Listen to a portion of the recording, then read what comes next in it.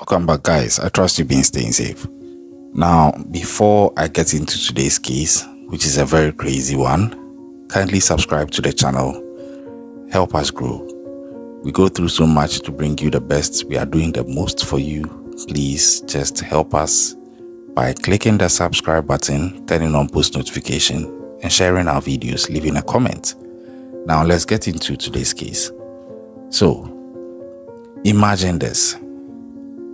Your brother calls you that he has been arrested by the police. You get to the police station, he's actually there under arrest. Now the police officers tell you that he was arrested because a man who is also at the police station at that time has come to lodge a complaint against your brother that he's owing him some money. So the police have arrested your brother that until he pays the money, they are not releasing him. Now your brother is able to make arrangements for a huge chunk of the money to be brought to the police station, but it wasn't up to the tune of the amount he was owing, at which point his sister tops up. And so the money is now up to the amount he owes, just that at the time, the man he owes has left. So this guy who was arrested for owing is called Olatunji Abdulqadir Jimoh.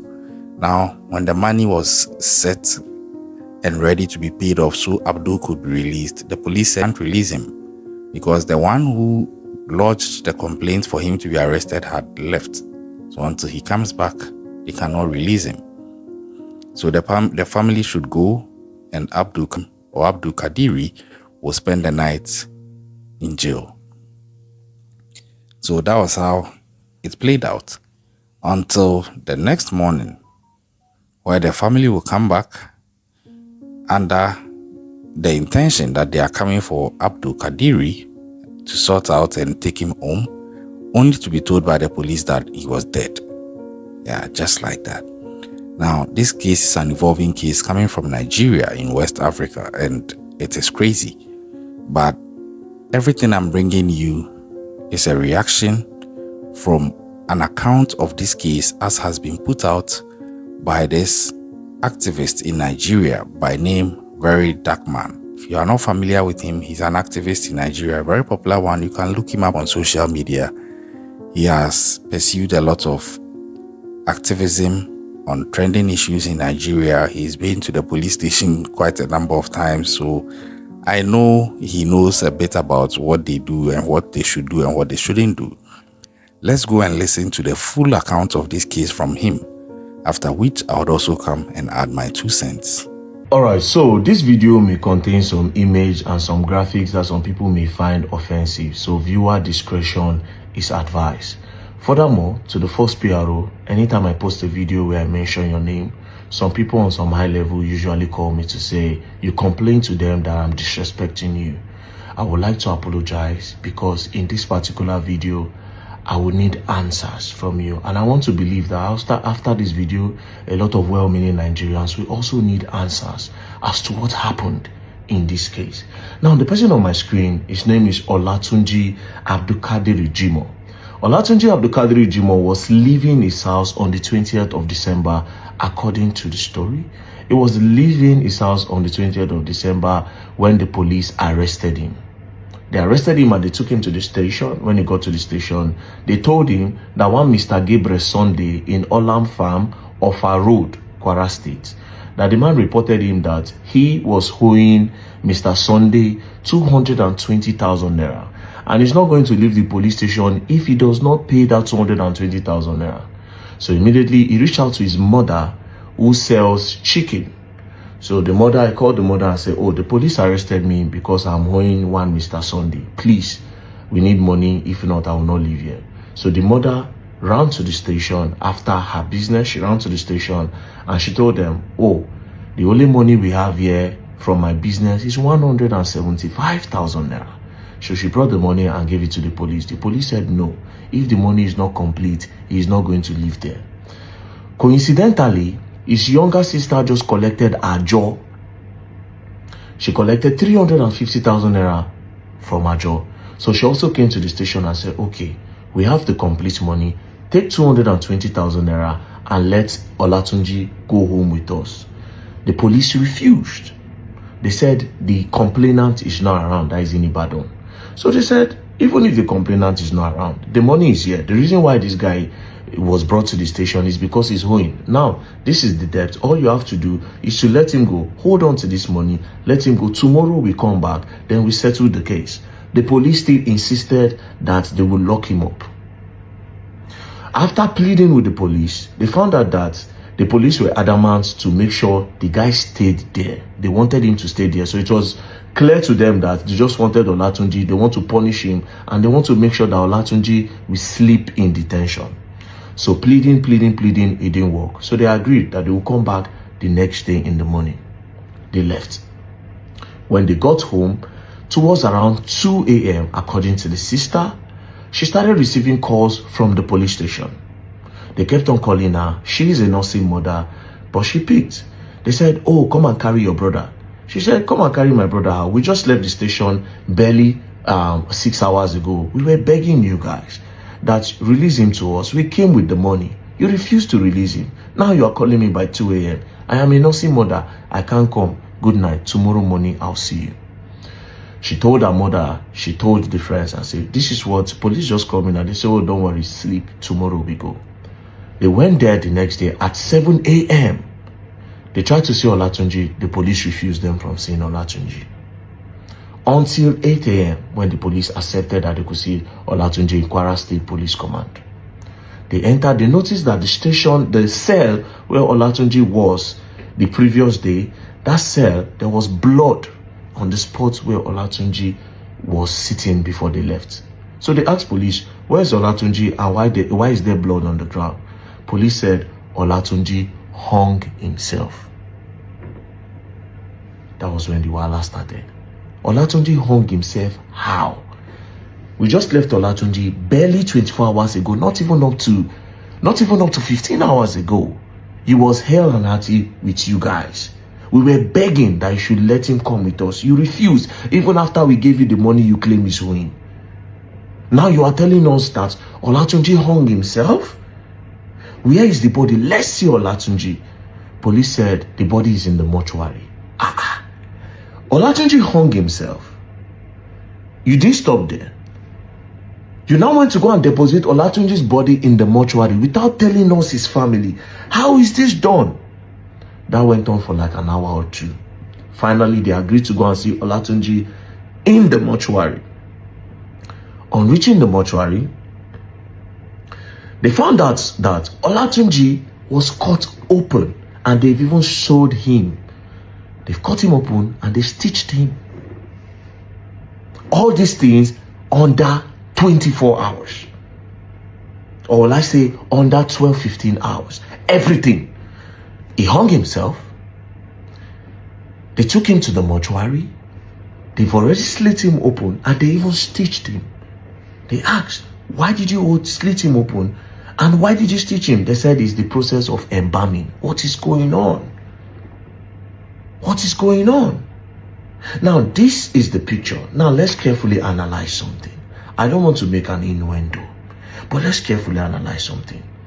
First things first, the family are saying, in the prison cell, they usually don't have anywhere where you can hang yourself. We all know they don't allow ceiling fan or anything metal in the prison cell.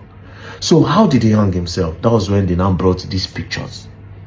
That he hung himself with the gate. He knelt down and he hung himself. Olatunji is over 6 feet tall.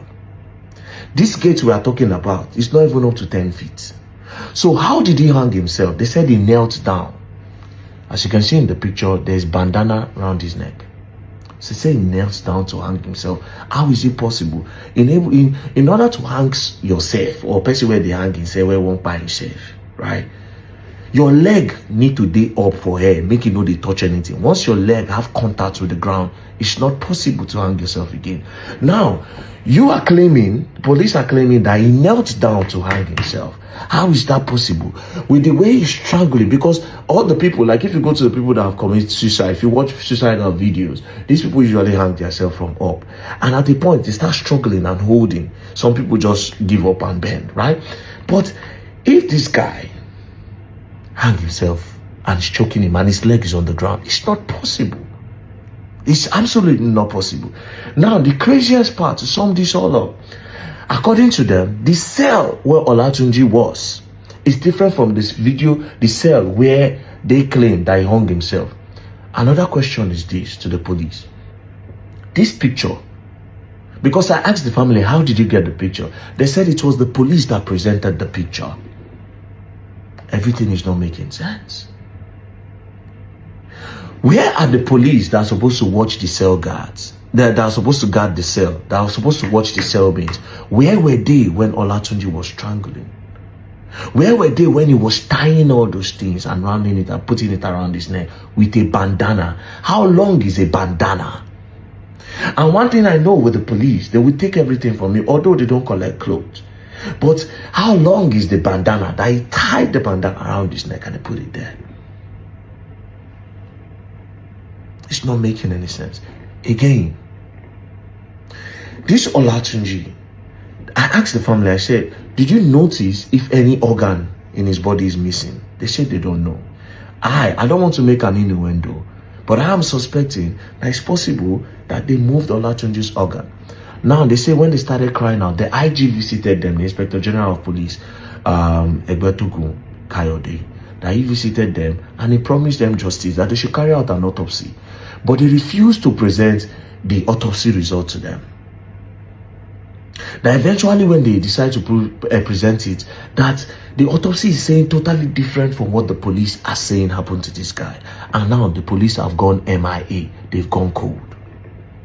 Now, to the first PRO, Olumuyiwa Adejobi, please, we want to know what happened to Olatunji. Because how did he move from just somebody that they brought to sell with money? They refuse. It means they had an ulterior motive. If they refuse to collect the money that Olatunji is owing, it means they have a plan. And it looks like they've carried out the plan.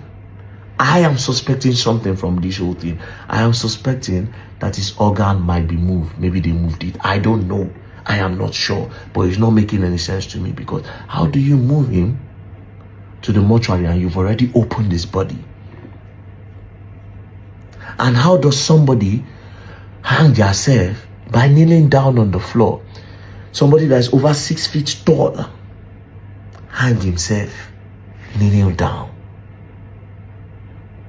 Does it even make any sense? What is the purpose of the police in the society? Is to settle disputes and to catch criminals, but the police can serve as people that settle disputes. The major reason why this guy was arrested is because he owed money. They brought the money. Why didn't you let him go? What was the point of keeping him there? Is this why you kept him there? The family of Olatunji are asking for justice for Olatunji. And I am also asking for justice for Olatunji. To the first PRO, Olumuyiwa Adejobi, please, what happened to Olatunji in the Kwara State Police Command? What happened to Olatunji?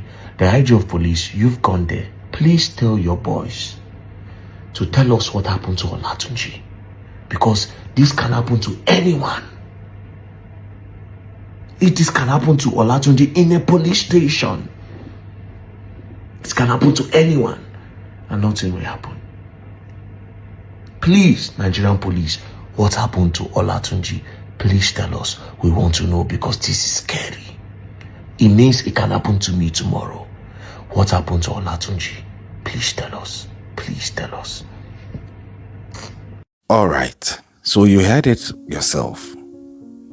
VeryDarkMan takes his time to detail out everything. And I'm also going to take my time to detail out every single aspect of this I can. And we break it down to try and make some sense, possibly, of what has played out. First of all, I would say RIP to Olatunji Abdulqadir Jimoh, and my condolences to his family. This shouldn't happen to anyone, and I hope that justice will be served for him. Now, let me start unfolding my 2 cents. The first thing has to do with the fact that the police came to arrest Abdul on the fact that a complaint has been lodged against him that he owes somebody money. My question is the police the one to recover a debt for somebody, if you are owing someone, is the police the person, or is the police the appropriate body to come and arrest you or come and accost you and take you in and detain you so you pay the money? Is that how it's supposed to be? I don't know. If you're watching from Nigeria, you can let me know if that is what your law says. Or wherever you are watching from across the world, you can let me know. Are your police allowed to do that? Or there's a different legal system that is in place for that to happen so you recover your money? If it turns out that the police were not supposed to do that per the law, then I think that is where the first problem starts, because it would mean that they got themselves involved in something that they are not even supposed to be part of. And so anything that will translate from there could become something that they could be tied back to as being possibly part of why it ended up that way. Now, 2, this guy, Abdul, was allegedly arrested for owing money. So the focus is he owes, he should pay. So I am thinking that at the point that he's able to raise the money fully with his sister, he should be let go, because you picked him up because he owes. Now he has paid. For what other reason again would you want to continue holding him? And that is the argument some people are putting out. But then there is another angle to this that the police might actually use to their defense if this actually happened. And that is the fact that there's a possibility that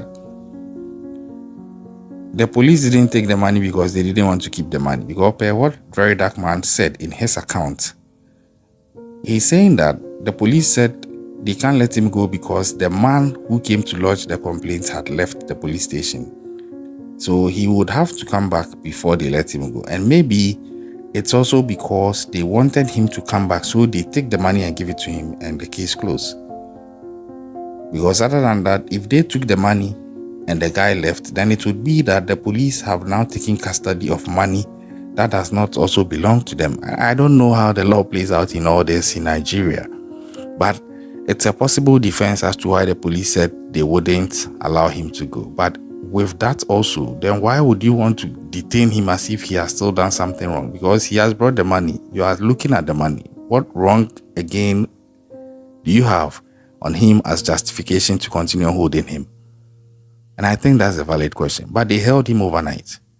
And then fast forward, late in the night, Darkman alleges that his sister was called. That is, Abdul's sister was called by the police, and they told her to come for him. And she said she would come in the morning because it's late and it's not safe, which I agree with her. Now, she comes with the family in the morning. Abdul is not in his cell. They see traces of blood, and they are told he's dead. And they are like, what happened? And that is where, per the account of Blackman, the whole thing begins to look surprising, because they are alleged to have been told by the police that their brother, Olatunji Abdulqadir Jimoh, who was in police custody, had unalived himself. And they were like, what did he use to unalive himself? Because you guys search people before you put them in jail. So what did he use to unalive himself? Only for the police to tell them that, allegedly, that he used a bandana to unalive himself by tying it to the doorknob of his prison, of his jail cell. And I'm like, make this make sense. Because Abdulqadir Jimoh is about 6 feet tall. And how long is this bandana? How long is it? Because wherever you're watching me from, I'm sure you've seen a bandana before. It's not that long enough to even go around someone's neck and hang onto something else.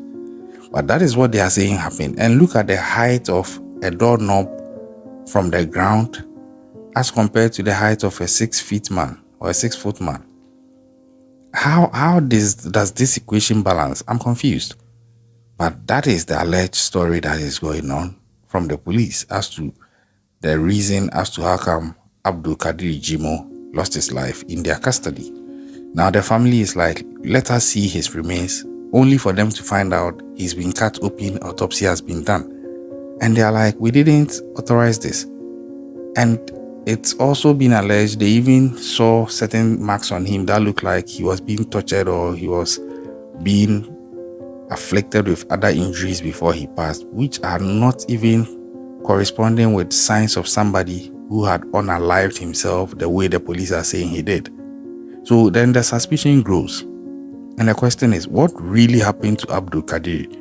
And now there is even rumors that maybe his organs have even been harvested as well. And I'm like, damn, what is going on here? Because this seems like a bit too much. And you see, the other questions I have, that would be my third question, is how did we get here? Because you arrest this guy for owing money, they pay, you don't release him. But how did he lose his life? How did he lose his life under such strange circumstances? And then again, another question is, are the police allowed to just proceed and perform an autopsy without the family's consent or the family's presence? I don't know. If you know, let me know how it plays out. Let's have a dialogue in the comment section on these things, because it's a learning curve for everybody. In as much as this is unfortunate and it's a very dark news, it is still having a lot of lessons in there that we can learn from. And again, how does this add up? What happened to the money? Did the family of Abdulqadir take the money back home when they were not allowed to take him home the first time they brought the money? Or did they leave it in the custody of the police? We need to know all these things. Which officers were on duty that night? What really happened? Is there CCTV footage that can be watched? Because two things could be playing out here. It could be that nothing wrong was done by the police. They did nothing wrong, and that the story is being embellished, exaggerated, and distorted. Maybe for clickbait and other things, and VeryDarkMan himself is probably being uninformed or misinformed. That is one possibility. But the second possibility could be that indeed there are some bad actors in that police station in the Kwara state of Nigeria, and something dubious may have happened there. There are some people who are always like, oh, I don't think anybody will do this. How can somebody do this? And I'm always like, please, when it comes to greed and money, you'll be surprised what people will do and not do. So I prefer to be on the fence and see how this unfolds. But I'm expecting that the top brass or the top level of the Nigerian police will descend on this. I believe that this is a case that needs to be handled as swiftly and tactfully as required, and shouldn't be treated as one of those cases that comes and from the initial stages gets a lot of attention only for it to be abandoned later and go to die. Because as it stands now, there are a lot of questions, but two things are certain. First is that a life has been lost in the person of Abdulqadir Jimoh, and the second is that a family is bereaved and they are in pain. The rest is up to investigations to reveal.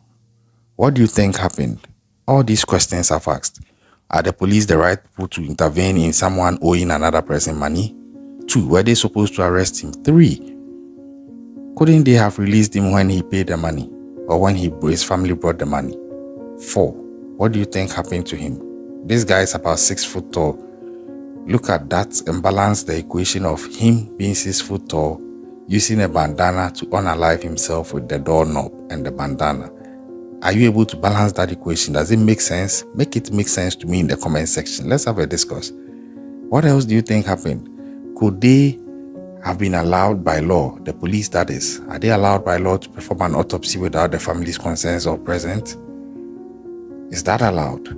And 5, what do you think the Nigerian police should do? 6, what do you think the family should also do? And 7, what have you learned from this case? Share with your loved ones, stay safe out there, and I'll catch you on the next one.